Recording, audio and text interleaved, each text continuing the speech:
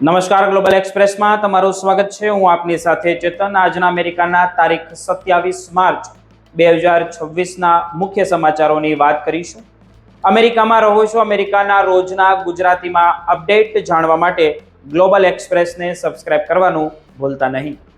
મિત્રો, આજના અમેરિકાના મુખ્ય સમાચારોની આપણે વાત કરીએ તો અમેરિકાના વ્યસ્ત એરપોર્ટ પર અચાનક જ હથિયાર બંધ આઈસ એજન્ટો તૈનાત થતા મુસાફરોમાં ભારે ફફડાટ વ્યાપી ગયો છે।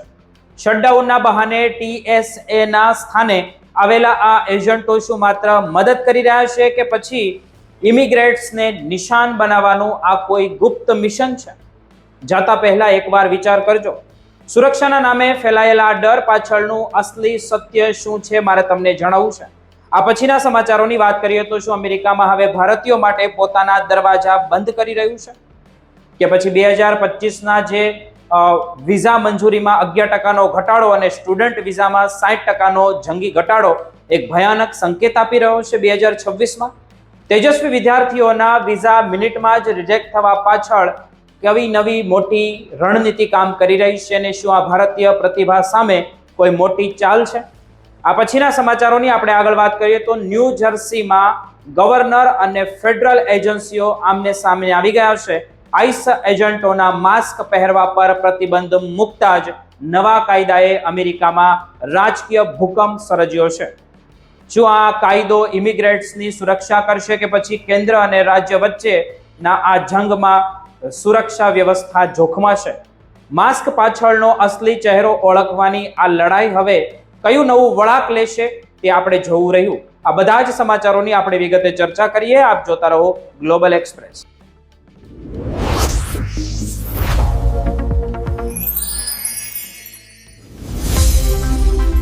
અત્યારે અમેરિકાના તમામ મોટા એરપોર્ટ પર એક એવી સ્થિતિ સર્જાઈ છે જેમણે મુસાફરો અને ખાસ કરીને ઇમિગ્રેન્ટ સમુદાયમાં ભારે ફફડાટ અને ચિંતા પેદા કરી દીધી છે। સોમવાર 23 માર્ચ 2026થી અમેરિકાના વ્યસ્ત એરપોર્ટ પર અચાનક આઈસ એટલે કે ઇમિગ્રેશન એન્ડ કસ્ટમ એન્ફોર્સમેન્ટના એજન્ટો તૈનાત કરી દેવામાં આવ્યા છે। આ એજન્ટો હવે મુસાફરોના આઈડી કાર્ડ અને પાસપોર્ટ ચેક કરી રહ્યા છે। આ બધું ત્યારે થઈ રહ્યું છે જ્યારે અમેરિકામાં સરકારનું આંશિક શટડાઉન ચાલી રહ્યું છે અને TSA એટલે કે ટ્રાન્સપોર્ટેશન સિક્યુરિટી એડમિનિસ્ટ્રેશન પાસે પૂરતો સ્ટાફ નથી।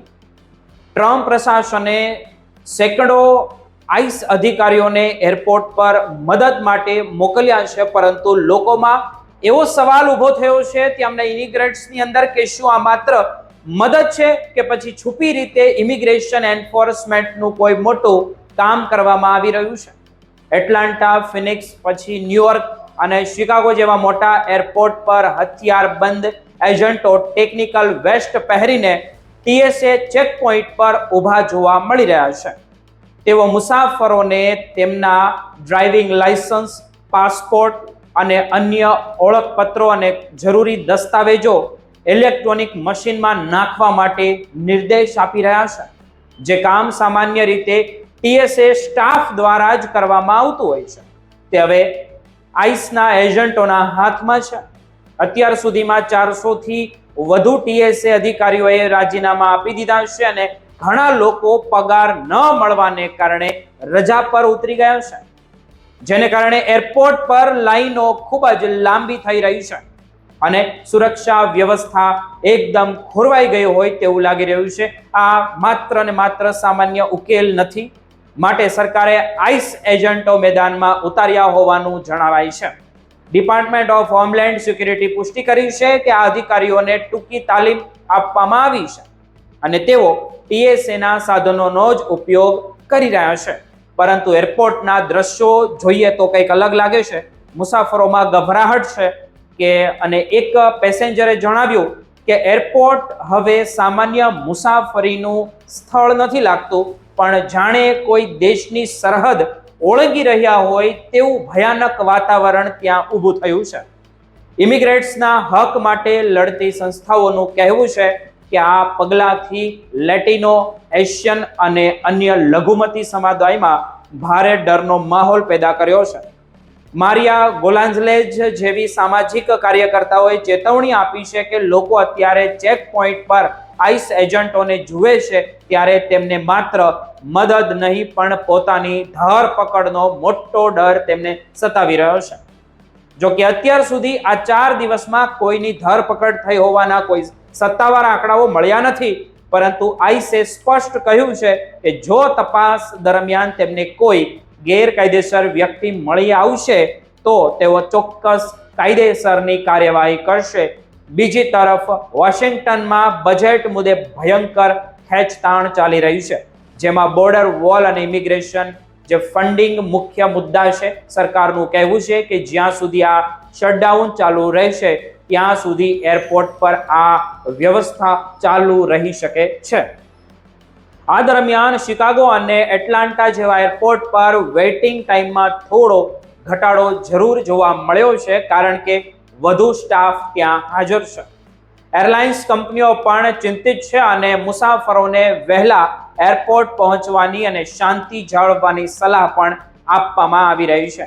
આ પરિસ્થિતિમાં ક્યાંક જઈને અટકશે તે ખબર નથી, તે તો સમય જ બતાવશે, પરંતુ હાલમાં તો અમેરિકાના આ પ્રકાશ પર સુરક્ષા અને ડરના વાદળો ઘેરાયેલા જોવા મળી રહ્યા છે અને સામાન્ય મુસાફરો માટે એક નવી અને પડકારજનક સ્થિતિ બની ગઈ છે, જેની અસર આગામી દિવસોમાં હજુ પણ વધી શકે તેવા અણસાર દેખાઈ રહ્યા છે. તો તમારે એટલે કે ભારતીય વ્યક્તિએ સાવચેત રહેવું ખૂબ જરૂરી રહે છે.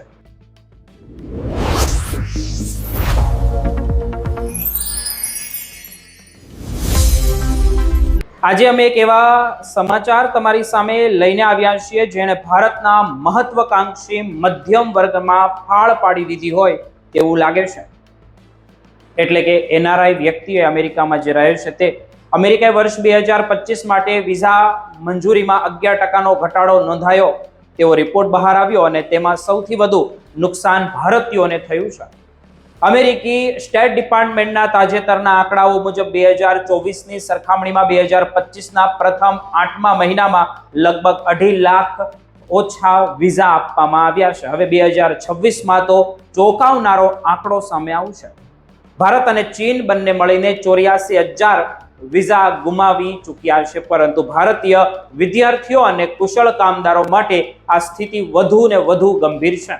આ માત્ર આંકડો નથી, પરંતુ લાખો ભારતીય વિદ્યાર્થીઓ જેઓ અમેરિકન કેમ્પસમાં ભણવાનું સપનું જોતા હતા તેમના માટે એક મોટો આઘાત સમાન સમાચાર ગણી શકાય. ખાસ કરીને જૂન, જુલાઈ અને ઓગસ્ટના મહિનામાં જ્યારે વિદ્યાર્થીઓ અમેરિકામાં જવા માટે સૌથી વધુ ઉત્સુક હોય છે ત્યારે સ્ટુડન્ટ વિઝામાં 60% સુધીનો ઘટાડો જોવા મળ્યો. એ 2025ની વાત છે અને પ્રોસેસિંગમાં મહિનાની વિલંબ થઈ રહ્યો છે અને બેકગ્રાઉન્ડ ચેક ખૂબ જ કડક કરવામાં આવ્યા હતા. વોશિંગ્ટનથી મળેલા નવા નિર્દેશો હેઠળ હવે વિઝા ઓફિસર એવા વિદ્યાર્થીઓ પાસેથી પણ વધારાના પુરાવા માંગી રહ્યા છે જેમની પાસે શિષ્યવૃત્તિ અને શ્રેષ્ઠ એકેડેમિક રેકોર્ડ છે. મુંબઈના એક એજ્યુકેશન કન્સલ્ટન્ટનું કહેવું છે કે લગભગ 40% ક્લાયન્ટ્સના વિઝા રિજેક્ટ થઈ રહ્યા છે, જે છેલ્લા એક દાયકામાં ક્યારેય જોવા મળ્યા જ નથી. આ રીતનું આ સ્થિતિ રોજગાર વિઝા એટલે કે H1B લોટરીમાં પણ જોવા મળી રહી છે, જ્યાં અમેરિકન નોકરીઓને સુરક્ષિત કરવાની નીતિ હેઠળ સ્ક્રુટિની વધારી દેવામાં આવી છે.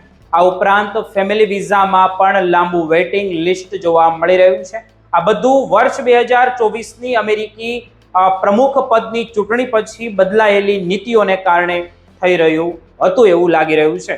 વ્હાઇટ હાઉસના પ્રવક્તાએ આ ફેરફારોને રાષ્ટ્રીય હિત માટે જરૂરી ગણાવ્યા હતા, પરંતુ ટીકાકારો તેને ભારતીય પ્રતિભા માટે મોટો અવરોધ માની રહ્યા છે. મેદાની સ્તર પર આની અસરો ખૂબ જ દુઃખદ છે. સુરતની 23 વર્ષની પ્રિયા શર્મા આનું જીવંત ઉદાહરણ છે. આઈઆઈટી બોમ્બેની ગોલ્ડ મેડાલિસ્ટ પ્રિયાને જે સ્ટેનફોર્ડ યુનિવર્સિટીમાં રિસર્ચ આસિસ્ટન્ટ તરીકે એડમિશન મળ્યું હતું, પરંતુ મુંબઈ કોન્સ્યુલેટમાં માત્ર 4 મિનિટમાં જે ઇન્ટરવ્યુમાં તેના વિઝા નકારી કાઢવામાં આવ્યા હતા. વિઝા ઓફિસરે જણાવ્યું કે પ્રિયાના ભારત સાથે પૂરતા સંબંધો નથી, ભલે તેના પિતા સરકારી નોકરીમાં હોય કે ભાઈ સેનામાં સેવા આપતો હોય. તેવી જ રીતે બેંગલુરુના રાજેશ રાવ જે ઇન્ફોસિસમાં પ્રોજેક્ટ મેનેજર છે.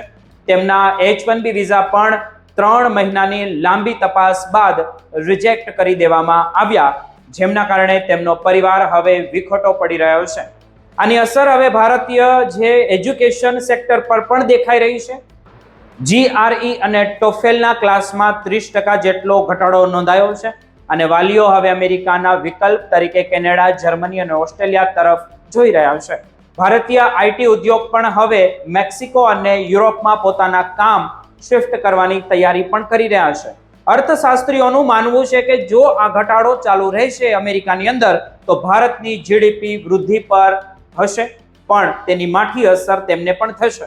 જો કે એક સકારાત્મક પાસું એ પણ હોઈ શકે છે કે આનાથી ભારતની પોતાની શિક્ષણ સંસ્થાઓ મજબૂત બનશે અને પ્રતિભાશાળી યુવાનો દેશમાં જ રહીને કામ કરશે. હાલમાં અમેરિકામાં ભારતીય મૂળના 4 મિલિયનથી વધુ લોકો રહે છે અને ત્યાંના CEO પણ ચિંતા વ્યક્ત કરી રહ્યા છે કે આનાથી ટેકનોલોજી અને આર્ટિફિશિયલ ઇન્ટેલિજન્સ એટલે કે AI જેવા ક્ષેત્રોમાં અમેરિકાને નુકસાન થઈ શકે છે.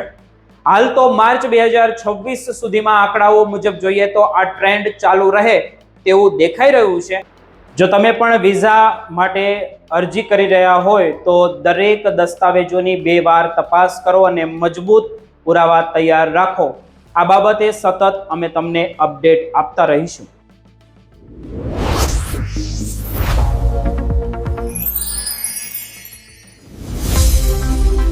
ન્યૂ જર્સીમાં અત્યારે રાજકીય માહોલ ગરમાયો છે અને રાજ્ય સરકાર તથા સંઘીય સત્તાવાળાઓ વચ્ચે ઇમિગ્રેશનના મુદ્દે એક મોટી જંગ છેડાઈ ગઈ હોય તેવું લાગે છે, જેમની ચર્ચા અત્યારે આખા દેશમાં થઈ રહી છે. તાજેતરમાં 25 માર્ચ 2026ના રોજ ન્યૂ જર્સીના ડોમેસ્ટિક ગવર્નર માઇકી શેરિલ દ્વારા 3 અત્યંત મહત્વના અને આક્રમક બિલ પર હસ્તાક્ષર કરવામાં આવ્યા છે, જે સીધા સંઘીય ઇમિગ્રેશન અને કસ્ટમ એન્ફોર્સમેન્ટ એટલે કે આઈસની કામગીરી પર સીધું નિશાન સાધે છે. આ બિલના પેકેજમાં સૌથી વધુ ચર્ચિત અને વિવાદાસ્પદ કાયદો લો એન્ફોર્સમેન્ટ ઓફિસર પ્રોટેક્શન એક્ટ અને સેનેટ બિલ S3114 છે, જે હવેથી રાજ્યમાં કામ કરતા પોલીસ અધિકારીઓ અને ખાસ કરીને ICE એજન્ટોને જાહેર જનતા સાથે વાતચીત કે પછી કોઈ પણ પ્રકારની કામગીરી દરમિયાન ચહેરા પર માસ્ક કે કોઈ પ્રકારનું જે આવરણ પહેરવા પર કડક પ્રતિબંધ મૂકશે. આ નવા કાયદા મુજબ કોઈ પણ વ્યક્તિની અટકાયત કે પછી ધરપકડ કરતા પહેલા અધિકારીઓએ પોતાની ઓળખ સ્પષ્ટ કરવી પડશે કે તે કોણ છે અને ફરજિયાતપણે પોતાનું માન્ય ઓળખપત્ર રજૂ તેમને કરવું પડશે. ન્યૂ જર્સીમાં છેલ્લા કેટલાક સમયથી આઈસ દ્વારા કરવામાં આવતી ધરપકડના કેસોમાં થયેલા ધરખમ વધારાના કારણે જે ટ્રેનેન્ટ અને વોશિંગ્ટન વચ્ચેના સંબંધોમાં ભારે કડવાશ આવી ગઈ છે અને આ મામલો હવે ગંભીર બની ગયો છે. અને નેવાર્કમાં આયોજિત સત્તાવાર કાર્યક્રમ દરમિયાન ગવર્નર શેરિલે આ કાયદાને બંધારણીય અધિકારો અને સામુદાયિક સુરક્ષાના રક્ષણ માટે અનિવાર્ય ગણાવ્યો છે. તેમણે એવો ગંભીર આક્ષેપ કર્યો છે કે છેલ્લા 2 મહિનામાં આપણે જોયું કે યોગ્ય તાલીમ વગરના અને જવાબદારી ન હોય તેવા અને ભાન વગરના માસ્ક પહેરેલા એજન્ટોએ દેશભરના સમુદાયોને ભયના ઓથર હેઠળ મૂક્યા છે. ગવર્નર માને છે કે ન્યૂ જર્સીના રહેવાસીઓની ગોપનીયતાનું રક્ષણ કરવું અને સંઘીય સત્તાના જે દબાણને રોકવું તે તેમની પ્રથમ પ્રાથમિકતા રહેશે. આ બિલ માત્ર આઈસ પર જ નહીં પણ રાજ્યના તમામ સ્તરના પોલીસ અધિકારીઓ પણ લાગુ થશે. જો કે તેમાં અંડરકવર ઓપરેશન અને સ્વાસ્થ્યના કારણોસર N95 માસ્ક કે પછી કટોકટીના સમયે રક્ષણાત્મક ગિયર જેવી કેટલીક તાર્કિક છૂટછાટ આપવામાં આવી છે. આ માત્ર માસ્ક પરનો પ્રતિબંધ નથી પણ ન્યૂ જર્સીની લાંબા સમયથી ચાલી આવતી જે સેન્ચ્યુરી પોલિસીને મજબૂત બનાવવાનો એક વ્યૂહાત્મક ભાગ ગણી શકાય, જેના હેઠળ હવે રાજ્યની જેલમાં પણ અન્ય ગુનાહિત આરોપો હેઠળ બંધ કેદીઓની પૂછપરછ પણ કરવાની આઈસને મંજૂરી આપવામાં આવશે નહીં. અને સરકારી વકીલો પણ હવે માત્ર ઇમિગ્રેશન સ્ટેટસના આધારે કોઈની અટકાયત કરી શકશે નહીં. સ્થાનિક પોલીસ હવે કોર્ટના ન્યાયિક વોરંટ વગર સંઘીય એજન્ટોનો કોઈ પણ પ્રકારના સંસાધનોનો ઓફિસ સ્પેસ કે પછી ડેટાબેઝ પૂરો પાડી શકશે નહીં. સેનેટર બેન્જી અને ટ્રોય સિંગલટન જેવા નેતાઓએ આ પગલાંને આવકારતા કહ્યું છે કે માસ્ક પહેરેલા એજન્ટો લોકોમાં ડર પેદા કરે છે. બીજી બાજુ વોશિંગ્ટનથી ડિપાર્ટમેન્ટ ઓફ હોમલેન્ડ સિક્યુરિટીએ આ પગલાંને ગેરબંધારણીય અને તિરસ્કાર પાત્ર ગણાવ્યું છે. પ્રવક્તા લોરેન બિસે સ્પષ્ટ કહ્યું છે કે એજન્ટો પોતાની સુરક્ષા અને અંગત વિગતો ગુપ્ત રાખવા માટે માસ્ક પહેરે છે અને આ પ્રતિબંધને તેઓ ક્યારેય સ્વીકારશે નહીં. કાનૂની નિષ્ણાંતો માને છે કે આ મામલો અમેરિકી બંધારણીયના જે સુપ્રીમસી ક્લોઝ હેઠળ કોર્ટમાં પડકારવામાં આવશે અને તેને ફેડરલ સત્તા વિરુદ્ધ રાજ્યના અધિકારીઓનો એક મોટો કાનૂની જંગ બની શકે છે. રિપબ્લિકન નેતાઓએ પણ આની ટીકા કરી છે, પણ ACLU જેવી સંસ્થાઓ આને માનવ અધિકારીની જીત ગણાવી રહી છે. હવે જોવાનું એ રહેશે કે આઈસમાં આ કાયદાનું પાલન થશે કે નહીં અને આગળ શું થશે તેમની અમે તમને અપડેટ આપતા રહીશું.